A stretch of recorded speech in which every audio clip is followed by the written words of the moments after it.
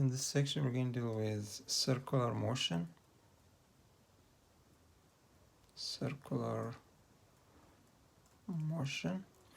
Obviously, this is motion in a circular path. This is motion in a circular path. Now, so far we've been using Cartesian coordinate system, but for this kind of motion, it's much easier to use the polar coordinate system. So we'll be dealing with angles in this section. So let me start by discussing units of angles. Units of angles. Now there are two common units of angles. One is commonly used in our daily life, the degree, and then the other one is the one used for scientific purposes, the radian. So we have two units, two common units of angles. These are the degree and the radian. So we're going to look at these two kinds of units. Let's start with the degree. Let's define a degree. A degree, this is defined to be 1/360th of a complete revolution. This one is defined to be 1/360th of a complete revolution. Complete revolution. So this is a complete revolution. If you divide this into 360, you get a degree. So a degree is defined to be 1/360th of a complete revolution. So what that means is one revolution is equal to 360 degrees. Okay. And then we have the scientific unit, which is radian. The radian is defined in terms of a central angle. A central angle is an angle made at the center of a circle. Okay, so let's say you have this.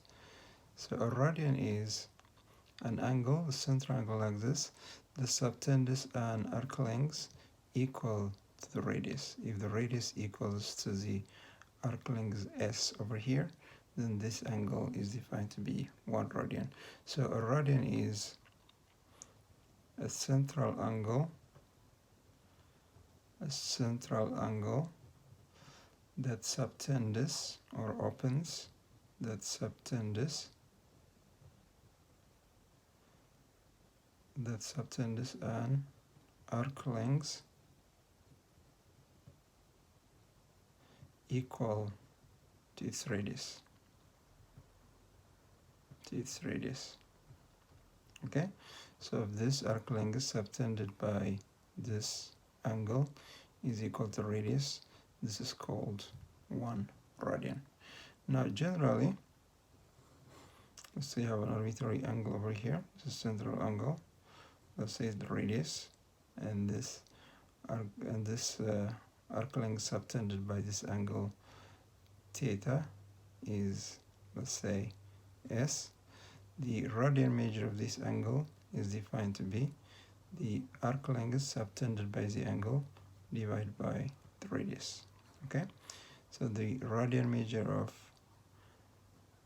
an angle is defined to be the arc length subtended by the angle divided by the radius. All right, now let's find out the angle measure in radians of a complete circle, 1 revolution. Okay, so for 1 revolution, the arc length subtended is the circumference. Okay, so for 1 revolution, s equals 2 pi times the radius, right? The circumference of the circle. Therefore, 1 revolution in radians is circumference 2 pi r divided by the radius equals 2 pi. So that tells you 1 revolution revolution is equal to 2 pi radians. So you see you got this one, the whole thing is 2 pi, so this one is pi over 2, and so on. This is pi, and so on. Okay, so in degrees this one is 90 degrees, 360 divided by 4, and in radians it is pi over 2. All right, now that we have expressions for the degree and for the radian for 1 revolution, now we can find a relationship between radian and a degree. Okay, so let's look at the relationship between degree and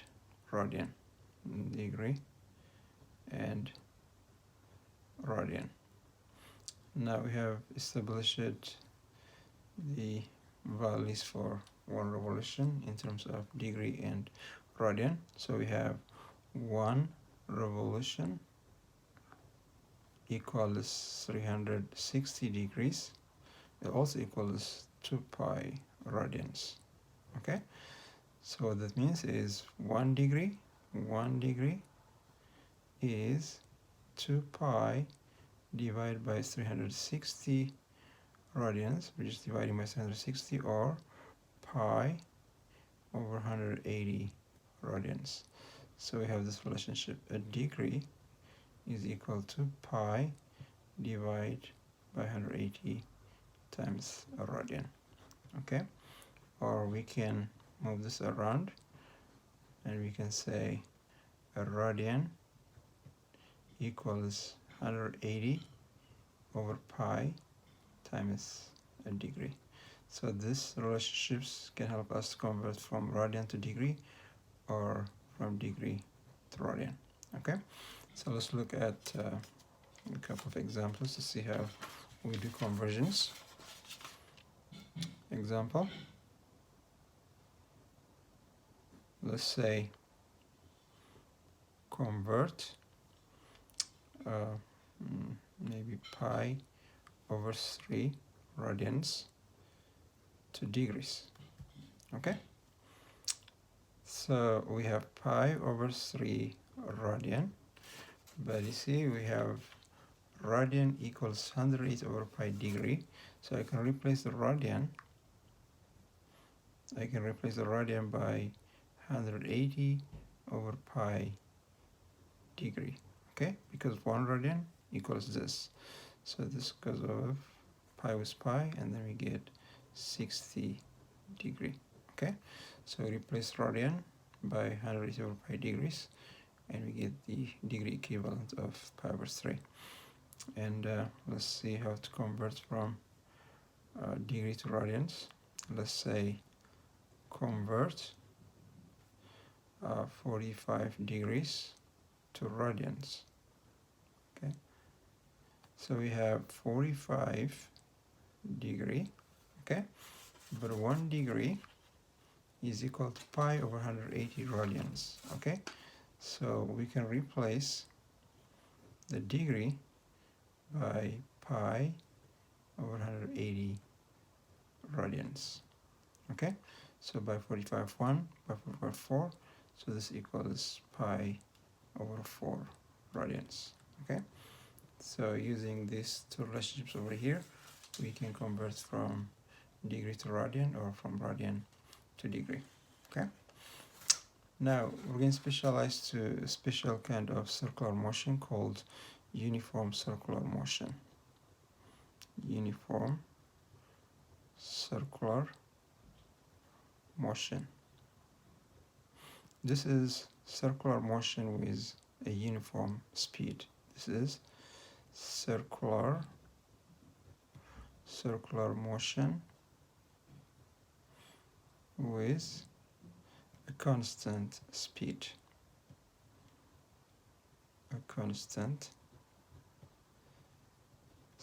Okay, so you've got motion in a circular path like this. If the speed is a constant, that doesn't change the magnitude, of course it's changing its direction all the time, but if its magnitude remains the same, it's called uniform circular motion. Okay, now there are some terms commonly used with this kind of motion. So we're going to define those terms. The first one is period. Period, we're going to use capital T to represent it. Okay, this is time taken for one revolution. This is time taken for one revolution. Okay, period is time taken for one revolution, and obviously its unit is second. Okay, unit would be second. And then we have the frequency. Frequency, we're going to use F to represent it. This is defined to be number of revolutions or cycles, executed per second,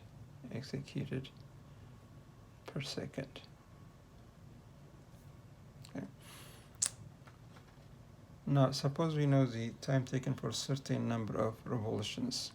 So we can calculate period divided by time divided by number of revolutions, if you know the time taken for a certain number of revolutions. Okay, and the frequency would be, if you know the time taken for a certain number of revolutions, it would be number of revolutions divided by the time taken. Okay, now you see these two expressions are inverses of each other, so it follows that frequency is actually 1 over period. Okay, frequency, which is number of cycles per unit second, is equal to 1 over period. Now from this formula I can easily see that the unit of frequency is 1 over second, because the unit for period is second. Okay, so unit of frequency is 1 over second, and that is defined to be hertz, abbreviated by Hz. Okay, so the unit of frequency is hertz. Another term commonly used in this kinds of motion is angular speed or angular frequency. Angular speed or velocity. Okay, we're going to use the Greek letter omega for this one. This is defined to be number of radians executed per second. This is number of radians executed per second.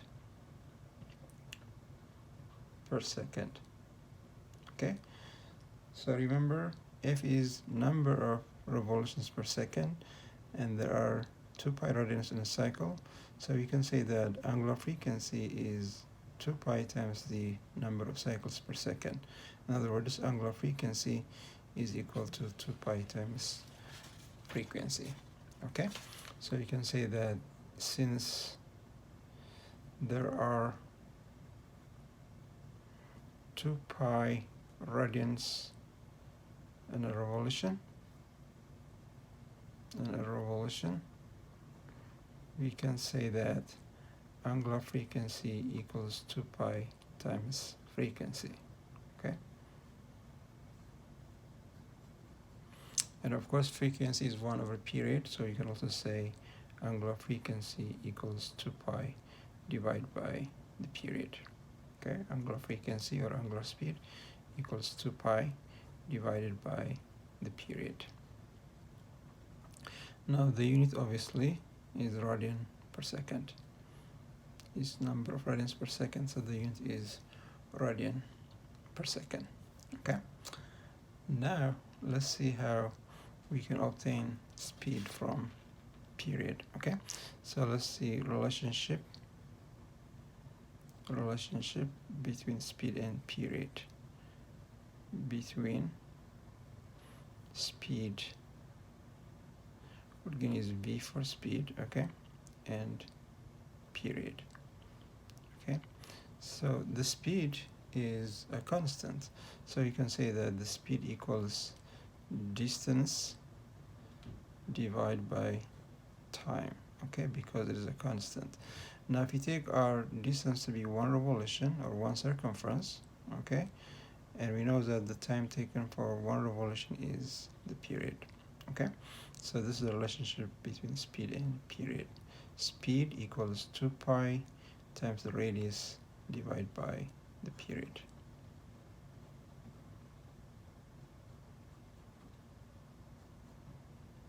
Okay, now let's look at some examples.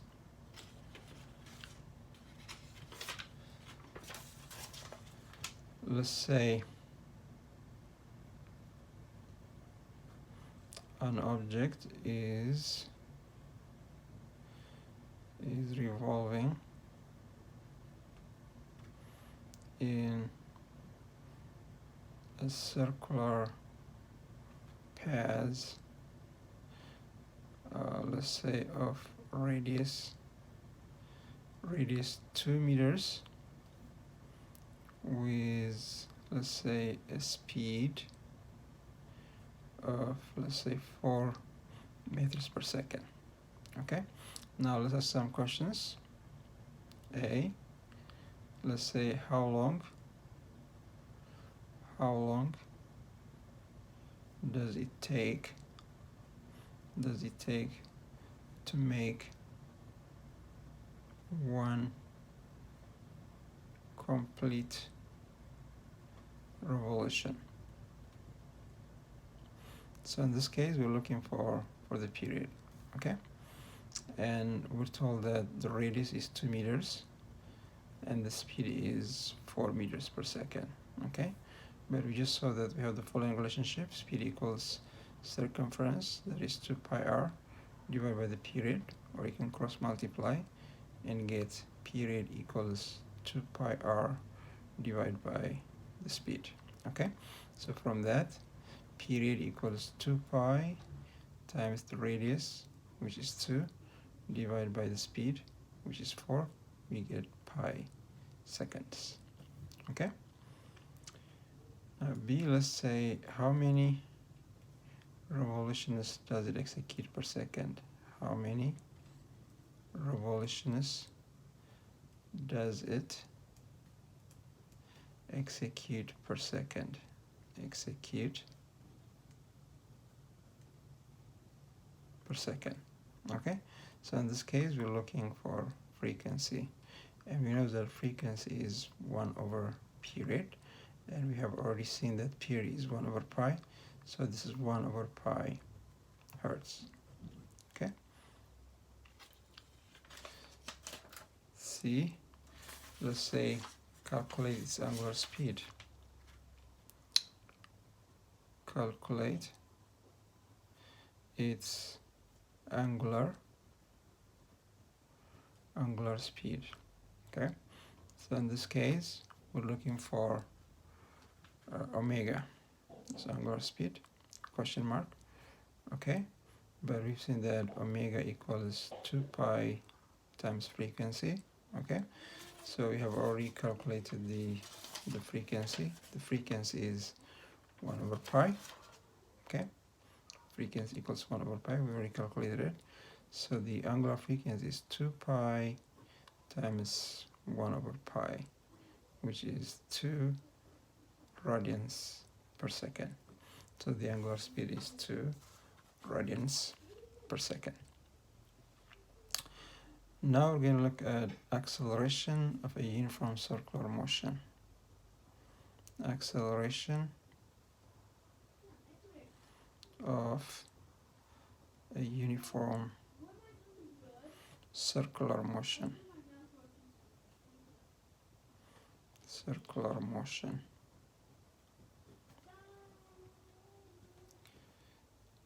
Now the question is uniform circular motion and accelerated motion, okay.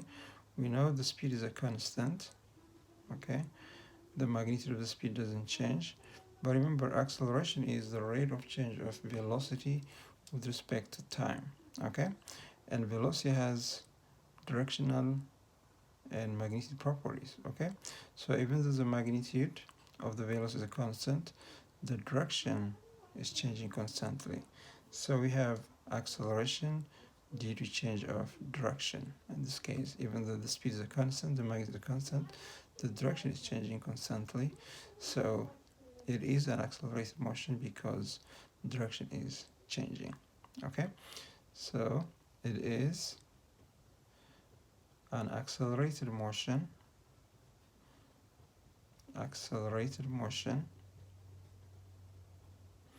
even though speed is a constant,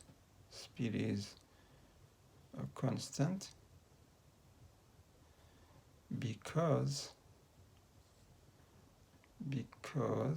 its direction is changing constantly. Its direction is changing constantly. Okay, so the direction keeps changing. It's tangent to the circle. It keeps changing even though the magnitude is a constant. Acceleration due to change of direction is called centripetal acceleration. Okay, acceleration due to change of direction is called centripetal acceleration. Centripetal acceleration, and we're going to use AC to represent it. Okay, now let's try to obtain expression for the centripetal acceleration. All right, let's consider the following circular motion. Okay,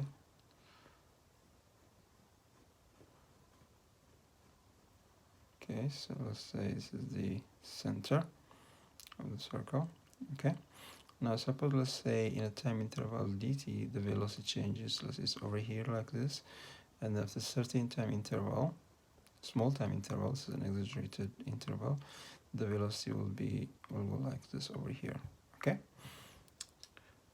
now remember, acceleration is change in velocity per unit time. Okay, so this is our initial velocity, this is our final velocity. To find the difference, we gotta bring this velocity over here. We got to connect them tail to tail like this. Okay, so we gotta bring this velocity over here to add them together. Okay, so this is this velocity brought to the tip of this vector. Okay, if you use the scale, you will see that this change in velocity delta v, this one is delta v over here, is directed toward the center. Okay, and remember, acceleration is delta v by delta t. Okay, so acceleration has the direction of change in velocity. Okay, so you've got initial velocity over here, final velocity over here. If you do the scale, you can show that this change in velocity over here is directed toward the center.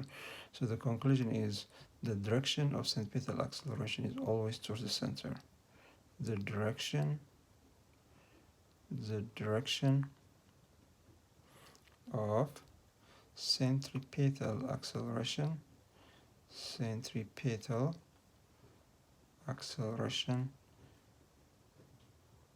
is always towards the center. Is always towards the center.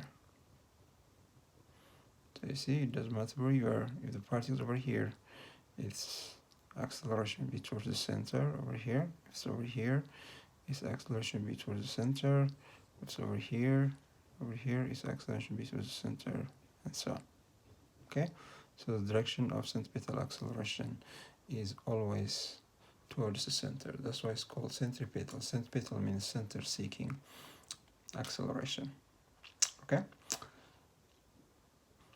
so now let's try to obtain an expression for centripetal acceleration in terms of velocity. Let me draw this again over here. I'm going to exaggerate the changes so that we can see it very easily. Let's say a particle was displaced from here to here in a time interval. Okay, so this is the radius, and you got the velocity we're going this way, the velocity we're going this way. If you bring these two vectors, the initial velocity and the final velocity tail to tail, you'll get something like this.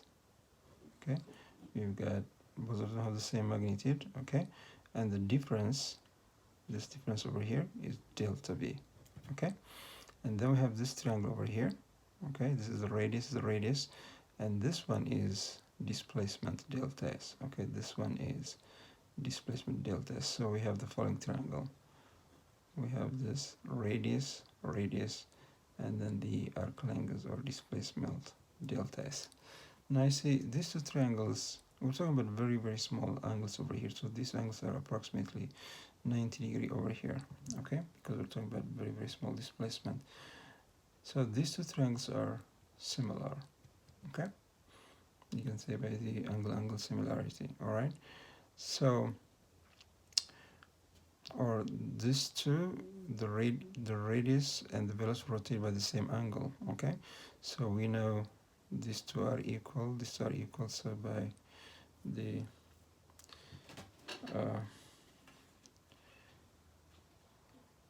these two triangles are similar. Okay, what's the conclusion if two triangles are similar? If two triangles are similar, then corresponding sides are proportional. So you can say that delta v over delta s equals speed divided by the radius. Okay, since these two triangles are similar, since these two triangles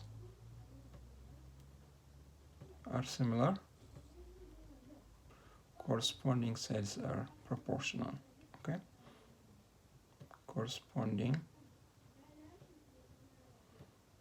sides are proportional. Okay, so we can say that this implies if I take the ratio between delta v over delta s, that should be equal to the ratio between these two sides, v over r. Okay, so we can write this one as delta v equals v over r times delta s. Okay, now remember acceleration is delta v by delta t, so you've got centripetal acceleration equals delta v by delta t equals v over r, and then we've got delta s by delta t. But remember, this is distance divided by time. This is speed. This is speed, which is v. Okay, so we have centripetal acceleration equals v over r times this one, which is speed, equals v squared over r. So we see that centripetal acceleration is proportional to the square of the speed and inversely proportional to the radius. Okay, so this is the formula for the centripetal acceleration for a uniform circular motion, which is acceleration due to change of direction is proportional to the square of the speed and inversely proportional to the radius of the circle. So v stands for speed, r is radius, and AC is centripetal acceleration. Centripetal acceleration. So you see the direction of centripetal acceleration is always towards the center, and its magnitude is proportional to the square of the speed and inversely proportional to the radius.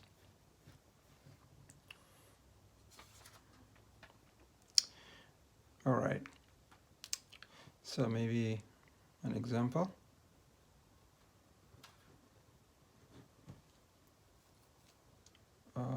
Let's say a particle, let's say of mass, let's say 2 kilograms, is revolving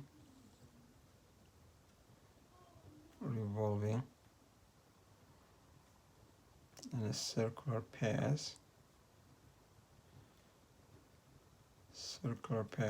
let's say of radius maybe 4 meters, let's say with a speed of, let's say, 10 meters per second. So A, calculate its centripetal acceleration.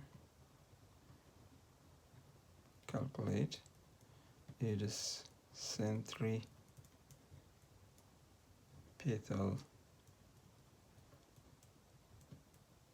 acceleration.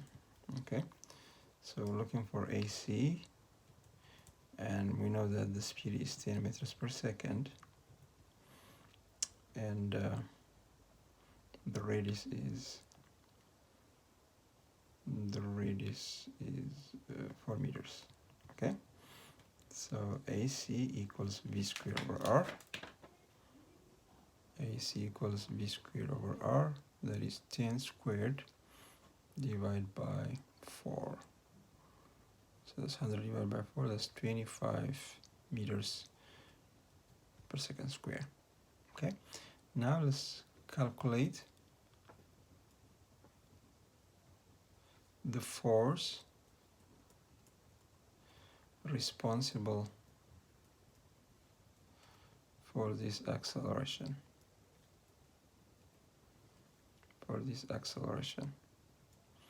As you remember, acceleration is produced by force. Now, according to Newton's second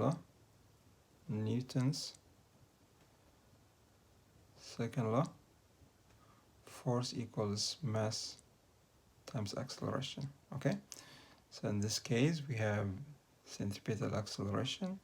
Okay, it's producing the centripetal acceleration. So we got mass times AC will be mv squared divided by r. Okay, so we have this formula for the force responsible for the centripetal acceleration is called centripetal force. Okay, Fc is called centripetal force. So now in calculator you've got mass is 2 kilograms. We have already calculated the acceleration to be 25. So the centripetal force is mass times centripetal acceleration. The mass is 2, the acceleration 25. So the force responsible for this acceleration is 50 newtons, and its direction is always towards the center. Okay. Now we're going to generalize to a non-uniform circular motion. Okay. Non-uniform circular motion.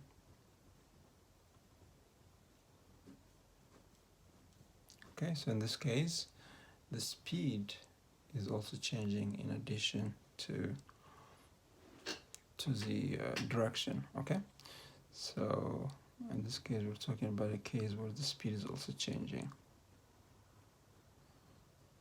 Okay, so let's say speed over here, but will keep increasing. For example, will keep changing. So this is a case where speed is changing in addition to direction. This is a case where speed is changing in addition to direction. In addition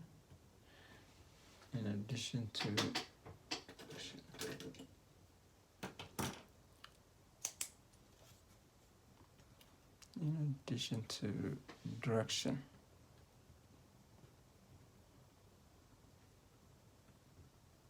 Okay, so now since both direction and magnitude of the velocity are changing, we have two kinds of accelerations. We have two kinds of accelerations. Now we have dealt with one of them already. The first one is acceleration due to change of direction.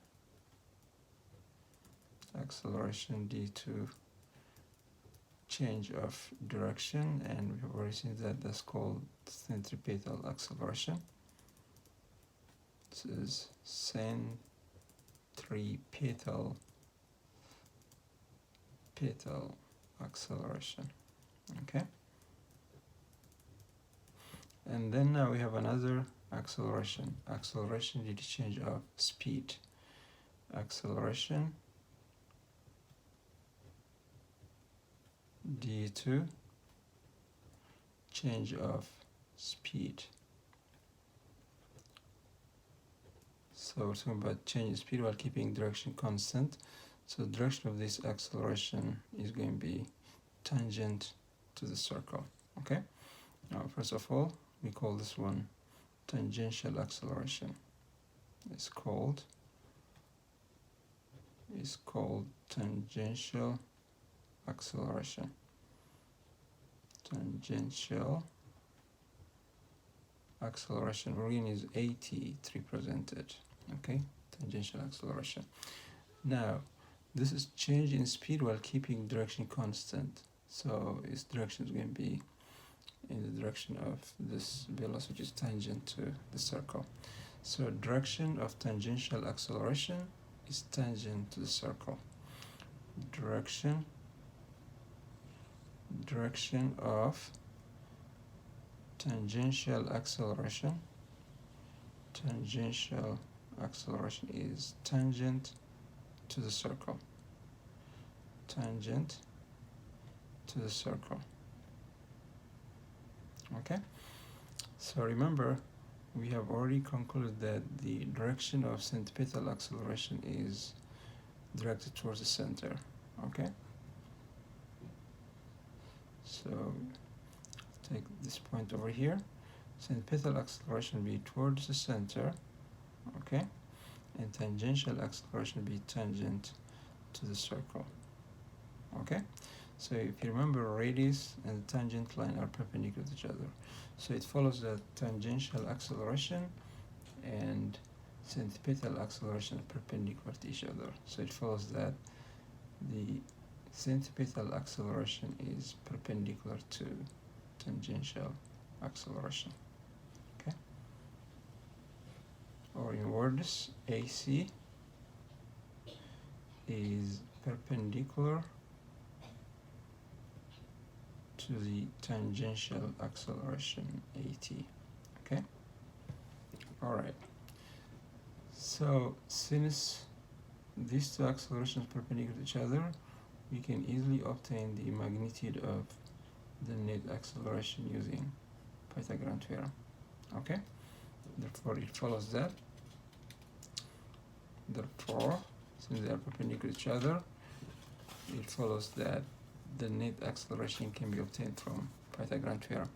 So this implies the net acceleration is square root of the square of the centripetal acceleration and the square of the tangential acceleration. Okay, because they are perpendicular to each other.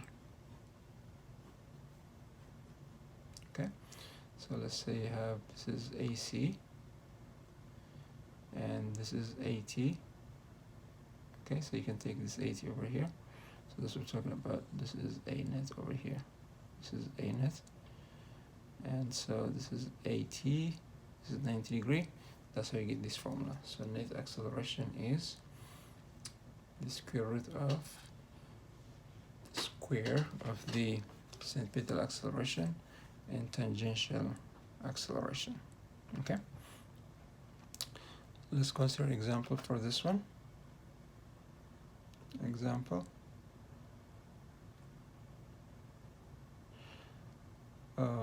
let's say the particle is revolving in a circular path, let's say of radius 2 meters. Let's say its speed increased uniformly, let's say from maybe 5 meters per second to 15 meters per second, let's say in 5 seconds. Okay, So let's ask some questions. A, calculate its tangential acceleration. Tangential acceleration. Okay, so remember, tangential acceleration is acceleration due to change of speed. So you can say that tangential acceleration equals delta V divided by delta T, or V final minus V initial divided by the time taken. Okay, so we're told it starts from the speed of 5 meters per second, and the final speed at the end of 15 seconds is 15 meters per second, and the time taken is 5 seconds. Okay, so we can calculate the tangential acceleration. It's a constant because the speed is increasing uniformly. So we have 15 minus 5 divided by 5. That is 10 minus 5, that's 2. So the tangential acceleration is 2 meters per second square. Okay, now let's say calculate its net acceleration by the time its speed is 10 meters per second. Okay, so we're looking for a net.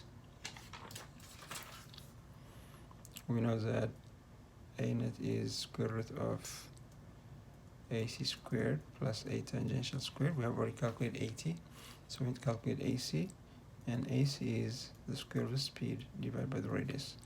So we're being asked to calculate this acceleration by the time the speed is 10 meters per second, and the radius is 2 meters. Okay, so radius is 2 meters. So the centripetal acceleration is 10 squared divided by 2, which is 50 meters per second square. Okay, so the net acceleration is square root of AC squared plus 8 squared, which is square root of 50 squared plus 2 squared, which is still going to be approximately 50 meters per second square. Okay, all right. Now we can specialize to a special kind of non-uniform circular motion, that is uniformly accelerated circular motion, just like this type of problem. Uniformly accelerated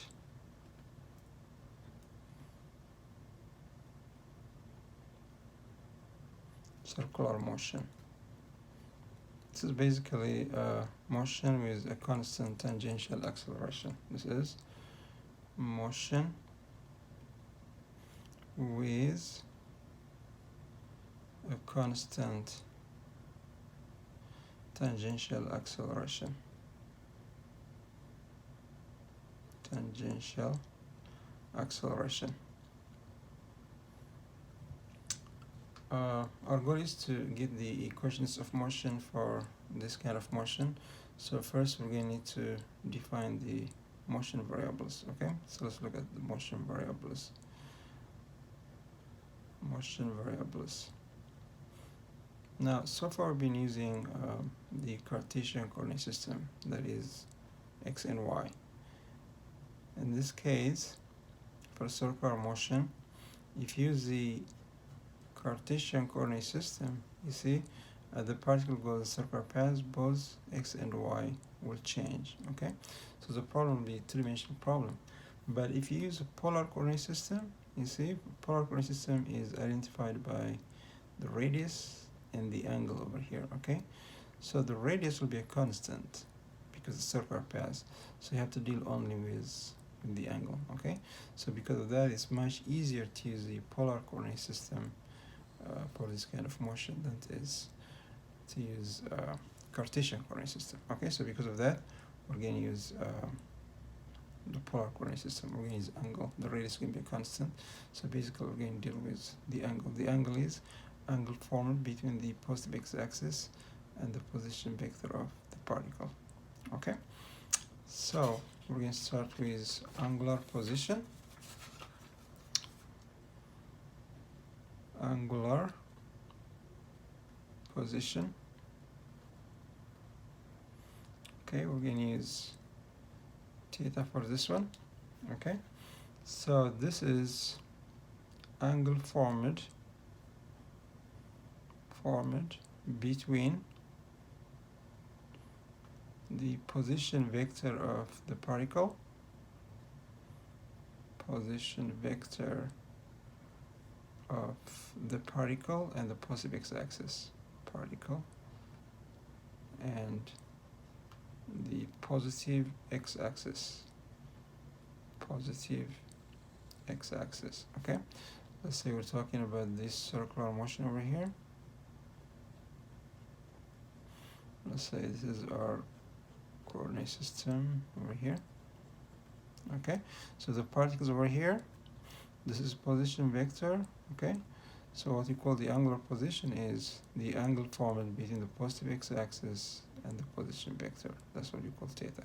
Okay, all right. And then next we have angular displacement. Angular displacement. We're going to use delta theta for this one. Okay, this is simply change in angular position. This is change in angular position. So you can say delta theta is simply the final angular position minus the initial angular position. Let's say we have this circle over here. Okay, let's say particle displaced from here to here. Okay, so this one over here is theta I, and this angle over here would be theta f, and the difference, the angle between the two position vectors, this one is what delta theta is. So it's basically the angle between the initial position vector and the final position vector. Okay, delta theta is simply the angle between the initial position vector and the final position vector is final angular position minus initial angular position. Okay, now the scientific hint is radian. So for angular position and displacement, the unit is going to be radian. Okay, probably you'll be given the angle in degrees. You have to make sure convert it to radians. This is the unit you have to use in equations. It's the scientific unit. Okay, and then we have average angular velocity. Average angular velocity. We're going to use bar. The bar is for average, and simply angular displacement per unit time. This is angular displacement per unit time, per a unit time. So mathematically, this average angular velocity is simply delta theta divided by delta t. Okay, or you can say theta final minus theta initial divided by the time taken. So obviously the unit is the unit of the angle, which is radian, divided by the unit of time, radian per second. Okay, and then we have instantaneous angular velocity. Instantaneous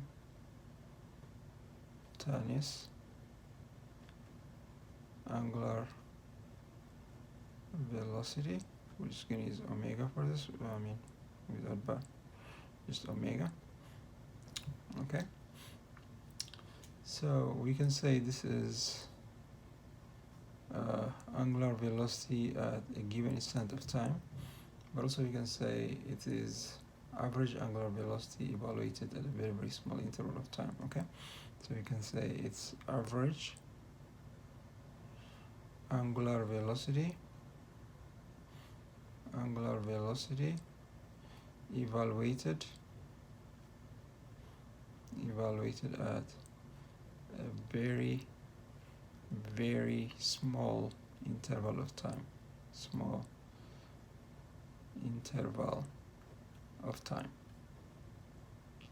Okay, so you start with the definition of average angular velocity, delta theta by delta t. Now if you evaluate this as delta approach 0 in calculus, they write it this way: the limit of this ratio as delta t approaches 0 is what you call the instantaneous angular velocity. Okay, or you can say it's angular velocity at a given instant of time. And then we have average angular acceleration. Angular acceleration, we're going to use alpha for this one. Okay, this is change in angular velocity per a unit time. This is change in angular velocity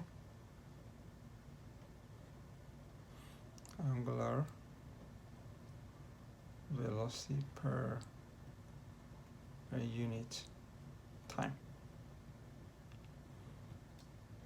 Okay,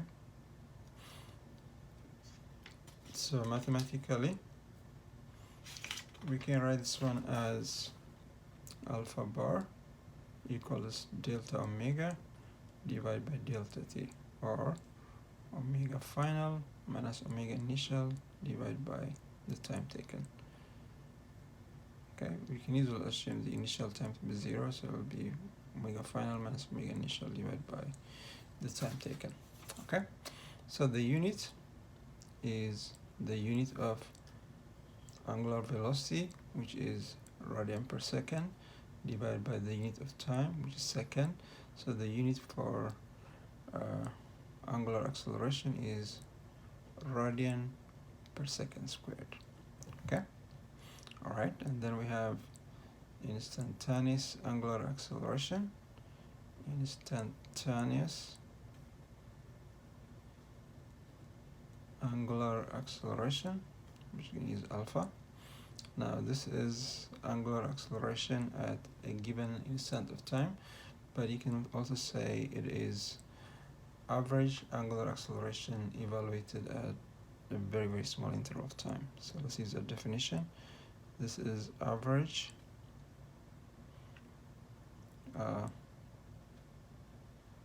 angular acceleration evaluated at a very, very small interval of time.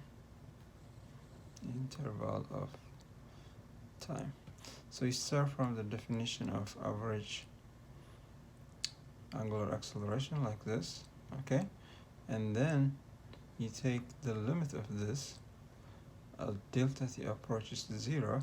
That's the way they write in calculus, is what you call the instantaneous acceleration. Okay, so these are the variables we need to use to discuss uniformly accelerated circular motion.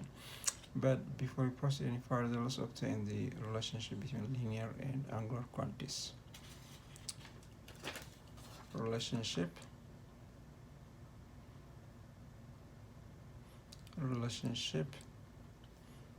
between angular and linear quantities. Okay, so we're going to start with the definition of radian. You remember a radian measure, you've got a central angle over here like this. This is theta, this is the arc length is s. Okay, it's called, and this is the radius. We know that this angle is defined to be, if it's measured in radians, is defined to be arc length divided by the radius, or we can say that the arc length equals radius times the angular displacement. Now let's take change of both sides. If the change delta theta, then the distance would be delta s. Okay, so we've got delta s equals r times delta theta. Remember, r is a constant because we're talking about motion in a circular path. Okay, so this is the relationship between linear distance, which is the arc length, and the angle. Okay, so this is angular displacement, this is linear displacement. So this is the relationship between linear displacement and angular displacement. Okay, so delta s is the linear displacement, which is arc length, and delta theta is the angular displacement. So this is a relationship between linear and angular displacement. Okay, now to find the relationship between linear speed and angular speed, we're going to divide this equation by delta t. Okay, so we've got delta s equals r times delta t. If you divide both by the time taken for this change, this is theta, by delta t. Okay, so remember, this distance divided by time is linear speed v. Okay, radius, and this is angular speed. Okay, so this is the relationship between linear speed and angular speed. Okay, all right, and to find relationship between tangential acceleration and angular acceleration, let's take the change of both sides. So delta v, the change in v, the radius is a constant, equals times change in angular velocity. Okay, so we divide by delta t, you divide by delta t. We're talking about the acceleration change of speed, so this is tangential acceleration. This one is tangential acceleration, and this one is angular acceleration. Okay, so we have the following formula: tangential acceleration equals radius times angular acceleration. So do you see a pattern? To convert an angular quantity to the corresponding linear quantity, all I have to do is multiply the angular quantity by the radius. Actually, let me put them together. So we have these relationships: delta s equals radius times delta theta, and v equals radius times angular speed, and tangential acceleration equals radius times angular acceleration.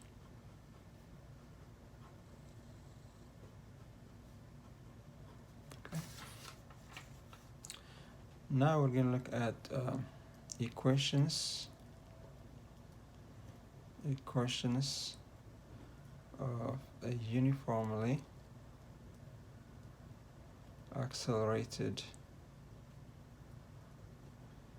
circular motion.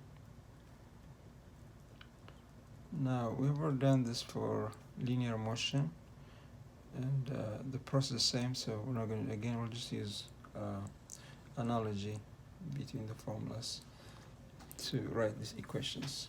Okay, so you remember the equations for linear motion. We have the following: this is linear displacement delta x equals vit plus half acceleration t squared. We have v final equals vi plus acceleration times time. We have vf squared equals vi squared plus 2 acceleration times delta x, and then we have delta x equals vi plus vf over 2 times time.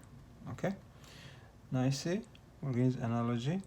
Delta x goes to delta theta. Okay, that's the corresponding variable, and v goes to omega. Acceleration goes to angular acceleration, and of course t remains the same. Okay, so with that we get the following equations. We have delta theta for delta x.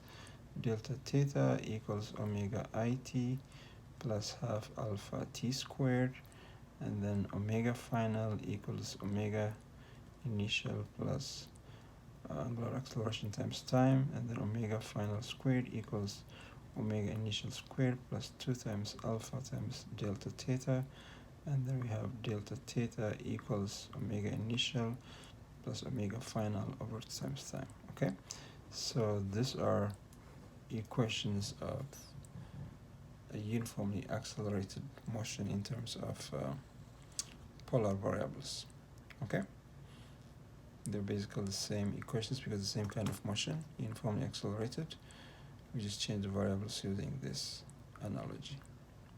Okay, so let's consider an example.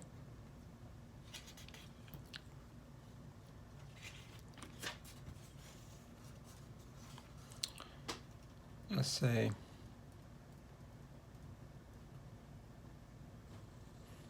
a particle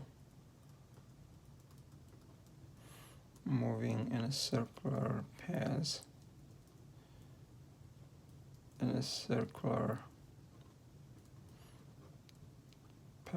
let's say of radius 2 meters. Let's say increase it. Its say angular speed,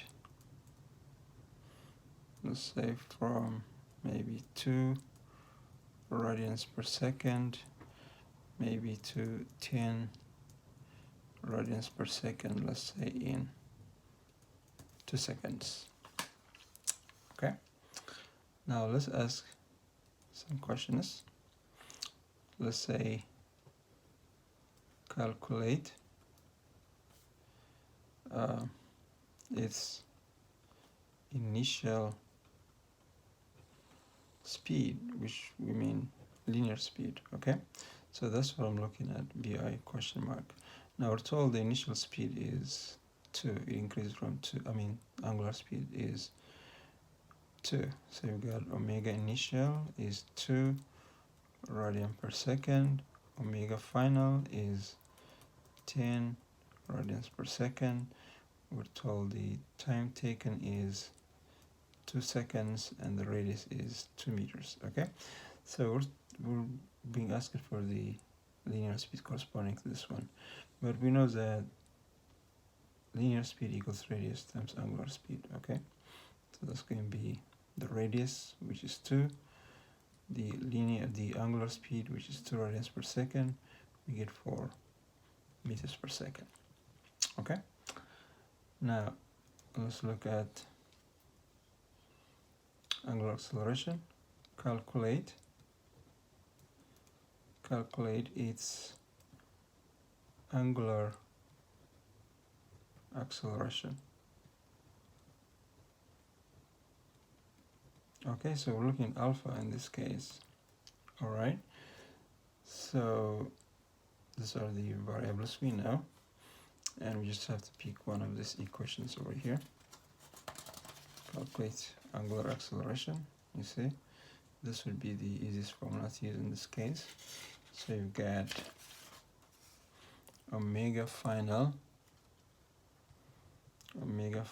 equals omega initial plus angular acceleration times time. So it increases from 2 to 10, so this is 10, this is 2 plus alpha, and the time taken is 2. Okay, so alpha is 8 divided by 2, or 4 radians per second square. Okay, now let's calculate this tangential acceleration. Calculate its tangential acceleration. So we're looking to calculate 80. Okay, but remember, this is linear acceleration, so it's radius times angular acceleration. So we have the radius, which is 2 meters. We have the angular acceleration, which is 4. So this one is 2 times 4, which is 8 meters per second square. Okay. D, let's say calculate its angular displacement. Angular displacement. So in this case, we're looking for delta theta. Okay, so we just have to look for a suitable formula. Okay, we have 4 equations. Maybe this formula would be easier to use because we have omega initial, omega final, and time. Okay, so let's use that equation. So you've got delta theta equals omega initial plus omega final over 2 times time. Okay, so our initial angular speed is 2 and the final is 10 and the time taken is 2. Okay, so this is 2 plus 10 over 2 times 2. Okay, so it's 12 divided by 2, 6 times 2, 12. So the angular displacement during this time interval is 12 radians. 12 radians. Now let's say calculate the distance traveled, which basically means arc length. Calculate the distance traveled. So we're looking for linear displacement delta s. Okay, question mark. Now we know that linear displacement is radius times angular displacement, so that is 2 times delta theta, which is 12, and that is 24 meters.